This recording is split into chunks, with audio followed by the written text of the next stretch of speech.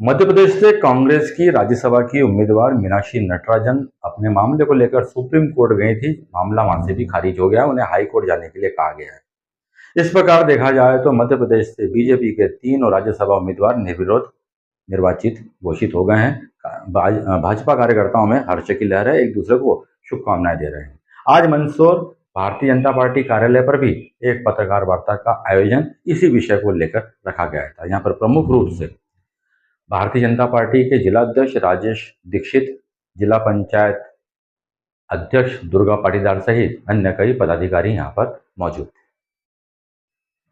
जी, आज press conference आयोजन क्या आयोजन था? प्रेस कॉन्फ्रेंस क्या ब्रीफिंग करना चाह रहे थे? जी, जैसा कि हम सभी को पता है कि राज्यसभा की 245 सीटों में से 10 राज्यों की 24 सीटें अभी रिक्त हुई थी और जिस पर अभी हाल ही में चुनाव संपन्न हुए हैं, जिसमें हमारे मध्य प्रदेश में भी 3 सीटें रिक्त हुई हैं और जिस पर भारतीय जनता पार्टी की ओर से राज्यसभा चुनाव के प्रत्याशी आदरणीय श्री तरुण चुग जी, श्री रजनीश अग्रवाल जी और श्री महेश केवट जी निर्वाचित हुए हैं। मैं उनको बहुत बहुत बधाई शुभकामना देती हूं और कांग्रेस की प्रत्याशी सुश्री मीनाक्षी नटराजन का जो नामांकन है वो रद्द हुआ है। तो कहीं ना कहीं जो जानकारी उनको चुनाव आयोग के समक्ष प्रस्तुत करनी थी वो जानकारी उन्होंने नहीं प्रस्तुत की और वो बात तेलंगाना से चलकर मध्य प्रदेश आई, तो कहीं ना कहीं उनके नामांकन रद्द होने में कांग्रेस के बड़े नेताओं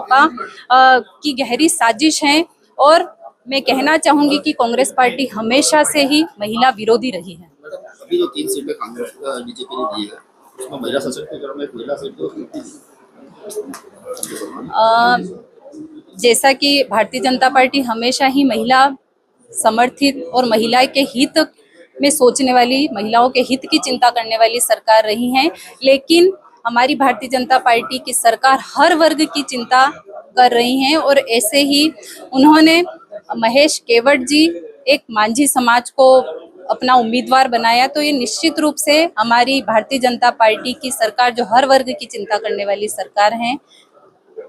सुप्रीम कोर्ट जाने की, जैसे मीनाक्षी जी ने कहा कि मेरे पर जो आरोप लगाया है भाजपा ने वो गलत लगाया, इन धाराओं में क्या प्रकरण था ये खुलासा नहीं कर पाए, क्या कारण है? क्यों नहीं कर पाए? सुप्रीम कोर्ट में भी खारिज किया है उनने, और आरोप ये नहीं, उनने खुद फॉर्म भी नहीं भरा, जबकि कांग्रेस के दिग्गज जिनने 10-10 साल मुख्यमंत्री रहे हैं, ऐसे दिग्गज नेता वहाँ खड़े थे, केंद्रीय मिनिस्टर रहे, उनके साथ बड़े वकील खड़े थे, उनके दोनों फॉर्म में गलती, फिर उनकी जो शिकायत हुई है वो कागज पेश हुए हैं और वो निर्वाचन आयोग ने किया। वो तो ये कि अलग ही पालिका है जो निर्वाचन न्याय, उसका तो उसमें किसी राजनीतिक दल का थोड़ी वो रहता है, लेकिन ये कि वातावरण कांग्रेस ने ही बनाया, टिकट गलत दिया है और उसी से बना है और भारतीय जनता पार्टी ने अपना उम्मीदवार करा।